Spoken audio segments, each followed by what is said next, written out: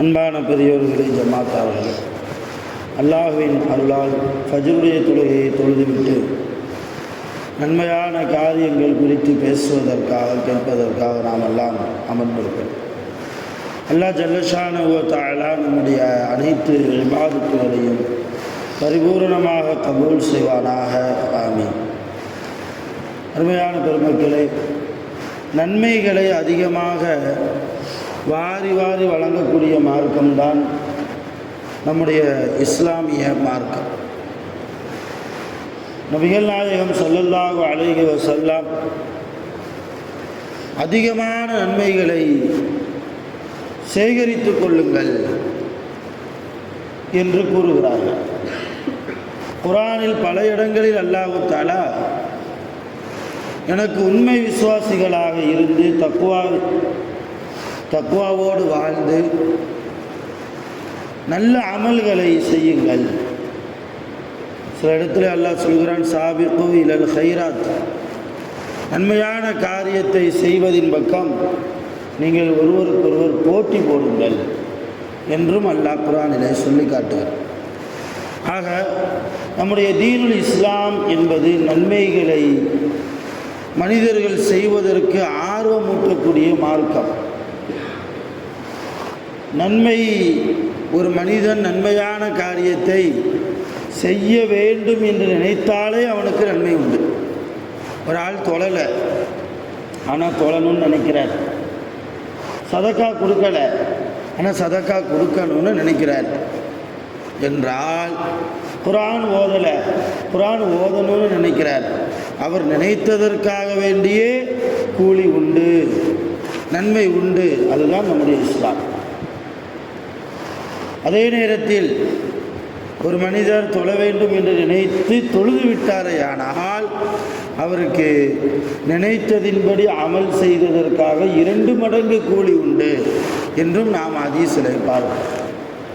ஆக இப்படி அதிகமான நன்மைகளை அல்லாஹ் தஆலா நமக்கு வாரி வாரி வழங்கக்கூடிய அற்புதமான இஸ்லாமிய மார்க்கத்தில் நம்மை சேர்த்திருப்பதே அனுதினமும் அல்லாஹ்வுக்கு நன்றி செலுத்தக்கூடியவர்களாக நாம் இருக்க வேண்டும். அருமையான பெருமக்களே, நபிகள் நாயகம் ஸல்லல்லாஹு அலைஹி வஸல்லம் அவங்க சொன்னாங்க, ஒரு மனிதன் செய்யக்கூடிய தர்மத்திலேயே சிறந்த தர்மம் என்ன தர்மம் தெரியுமா? ஒரு மனிதன் செலவு செய்யக்கூடிய தர்மத்திலேயே மிகச்சிறந்த தர்மம் யுன்ஃபிகுர் ரஜுலு அலா இயாலிஹி. ரசூலுல்லாஹ் சொன்னாங்க, ஒரு மனிதன் தன் குடும்பத்திற்காக செலவு செய்கிறானே அதுதான் தர்மத்திலேயே சிறந்த தர்மம் என்றார்கள் நபிகள் நாயகம். ஒரு கணவர் இருக்கிறார் என்றால் தன் மனைவிக்கு செலவு செய்யக்கூடிய அந்த செலவை நபி ஸல்லல்லாஹு அலைஹி வஸல்லம் தர்மம் கிடைக்கிற நன்மை, தர்மம் செய்த நன்மை கிடைக்கும் என்கிறார்கள். ஒரு கணவன் ஒரு மனைவிக்கு செய்ய வேண்டிய செலவு என்பது அது கட்டாயம், அது கடமை. ஒரு கணவன் தன் மனைவிக்கு 3 வேளை சாப்பாடு கொடுக்கணும், நல்ல ஆடை கொடுக்கணும், இருக்கிற இடம் கொடுக்கணும். ஏதாவது நோய்வாய்ப்பட்டால் அவளுக்கு உண்டான மருத்துவ செலவை செய்யணும். இதுவெல்லாம் கணவன் மீது கடமை. ஆனால் கடமையான காரியத்தை கூட நம்முடைய மார்க்கம் தர்மம் என்கிறது. உங்கள் மனைவிக்கு சாப்பாடு கொடுக்கிறீர்களா, உணவு கொடுக்கிறீர்களா, தர்மம். அதுதான் ஆக மிகச்சிறந்த தர்மம்.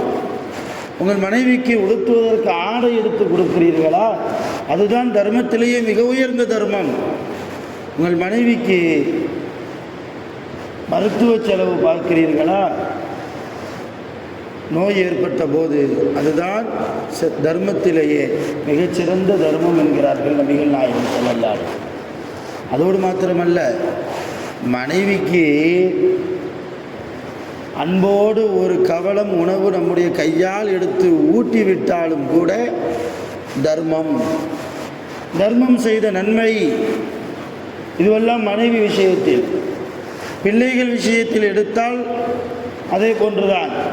பிள்ளைகளை அன்போடு பாசத்தோடு பரிவோடு அவர்களை கையாளுவையானால், அவர்களை கையாண்டால் அது தர்மம் செய்த நன்மை. பெற்றோர்கள் விஷயத்தில் எடுத்துக்கொண்டால், பெற்ற தாய் தந்தையர்களை முகத்தில் சிரிப்பை வைத்த நிலைமையில் யார் பார்க்கிறார்களோ, கோபத்தோடு பார்க்கறது இல்லை, எப்போ தான் போய் சேருவாங்களோ என்ற எண்ணத்தோடு பார்க்கறது இல்லை. அல்லாஹ்வுடைய பரக்கத் இல்லையா பெற்றோர்கள்? அப்படிப்பட்ட பெற்றோர்களை மகிழ்ச்சியோடு, முகத்தில் சிரிப்போடு யாரெல்லாம் பார்க்கிறார்களோ அவர்கள் பார்க்கிற நேரமெல்லாம் தர்மம் செய்த நன்மை. நபிகள் நாயகம் ஸல்லல்லாஹு அலைஹி வஸல்லம் கூறுகிறார்கள்.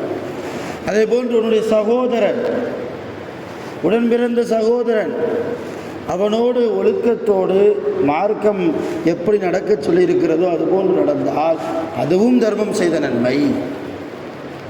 அதே போன்று உறவுக்கார அல்லாத, சொந்த பந்தம் அல்லாத ஒரு முஸ்லிமான ஒரு சகோதரர் வருகிறார் என்றால் அவரை பார்த்து லேசாக புன்முறுவல் பூத்து சிரிப்போமையானால் அதுவும் தர்மம் செய்த நன்மை. இப்படி அடிக்கிட்டே போகலாம். அனாதை பிள்ளைகள், பெற்றோர்களை சிறு வயதிலேயே இழந்த பிள்ளைகளை கண்ட ஒரு மனிதர், அவர் அந்த பிள்ளையுடைய தலையை அன்போடு இரக்கத்தோடு தன்னுடைய கைகளால் வருடி கொடுத்தால், தடவி கொடுத்தால் அல்லாஹ் இவருடைய பாவத்தை மன்னிக்கிறான். அதோடு மாத்திரமல்ல, தர்மம் செய்த நன்மையையும் கொடுக்கிறான். இப்போ இந்த அளவு, இதெல்லாம் நான் சொல்கிறதெல்லாம் 1000 ரக்காயத்தில் நின்று தொழணும், ஒரு நாளைக்கு ஒரு தடவையாவது குர்ஆனை ஓதி முடிக்கணும், அது போன்ற நன்மை அல்ல இது. இதெல்லாம் அன்றாடம் நாம் செய்யக்கூடிய விஷயங்கள். இதற்கெல்லாம் நன்மை உண்டு என்று நாம் தெரியாமலேயே நாம் செய்து கொண்டிருக்கிறோம்.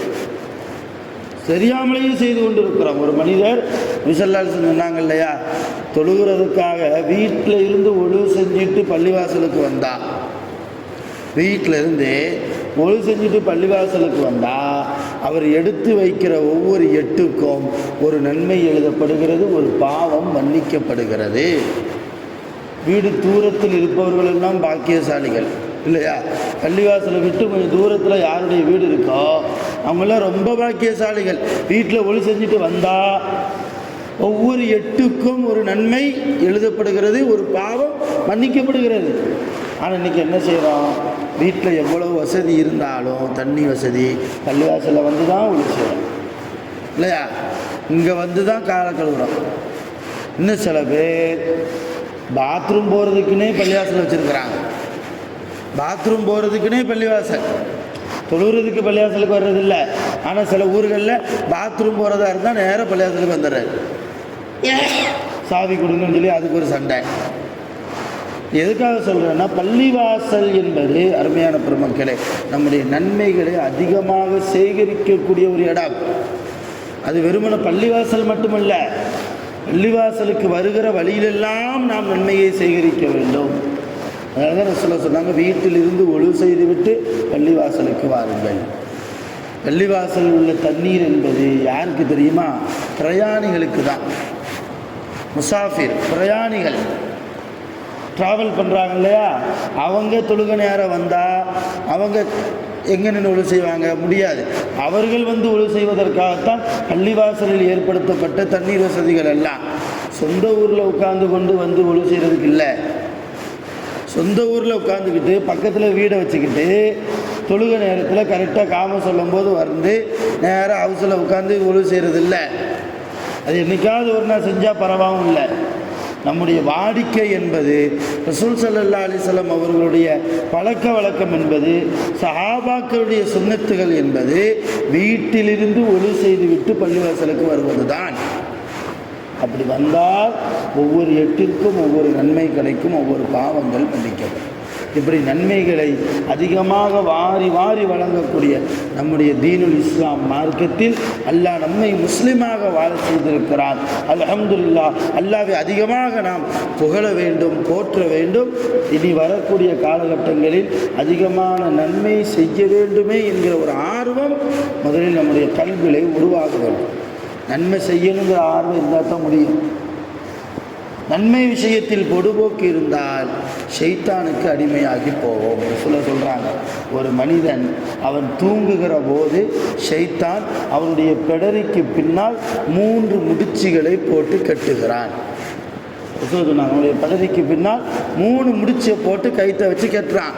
நம்ம கண்ணுக்கு தெரிகிறதில்லை, அவ்வளோதான். எந்த மனிதர் சுபூ தொழுகைக்காக வேண்டி எழுந்திருக்கிறாரோ அவர் படுக்கையை விட்டும் எழுந்து விட்டால் முதலாவது முடிச்சு அவிழப்படுகிறது. தொழுகைக்காக அவர் ஒழுவு செய்து விட்டால் 2வது முடிச்சையும் அவிழப்படுகிறது.